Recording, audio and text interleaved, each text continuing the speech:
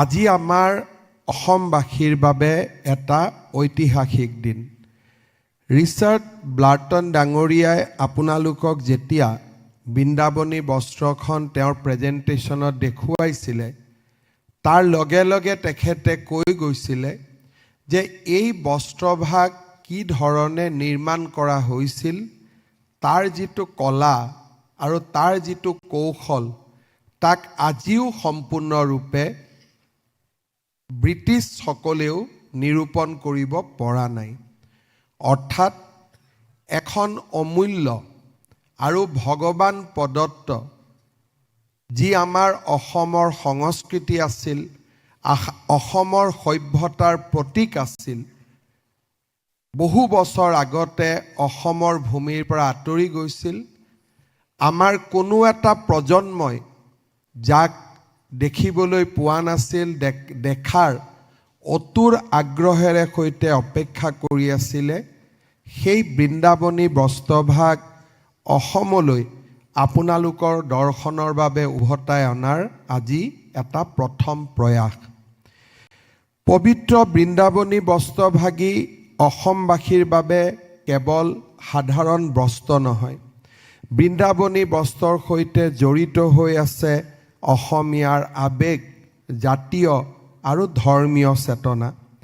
16শ শতিকাত গুৰুজনা আৰু তেৰাৰ প্ৰপন্ন শিষ্য শ্ৰী শ্ৰী মাধৱদেৱৰ মাৰ্গদৰ্শনত তথা মথুৰাদাস বুঢ়াতাৰ তত্বাৱধানত পাটবাউসী তাঁতীকুছিৰ শিল্পীসকলে বৈ ওলোৱা এই বস্ত্ৰভাগী আমাৰ অসমীয়াৰ স্বাভিমানৰ প্ৰতীক।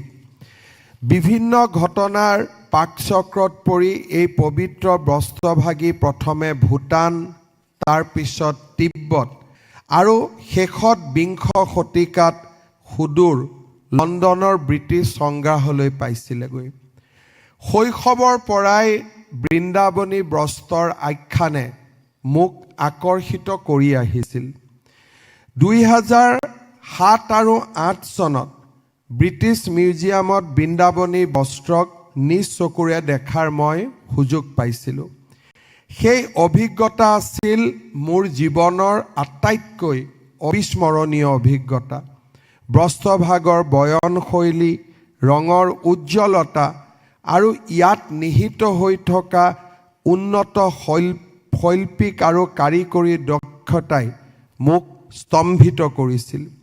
সেই মুহূৰ্তত মই গভীৰভাৱে অনুভৱ কৰিছিলোঁ, প্ৰতিগৰাকী অসমীয়াই জীৱনত অন্তত এবাৰ হ'লেও আমাৰ পূৰ্বপুৰুষসকলৰ এই অসাধাৰণ সৃষ্টিক ওচৰৰ পৰা দেখা পোৱাৰ সুযোগ পোৱা উচিত।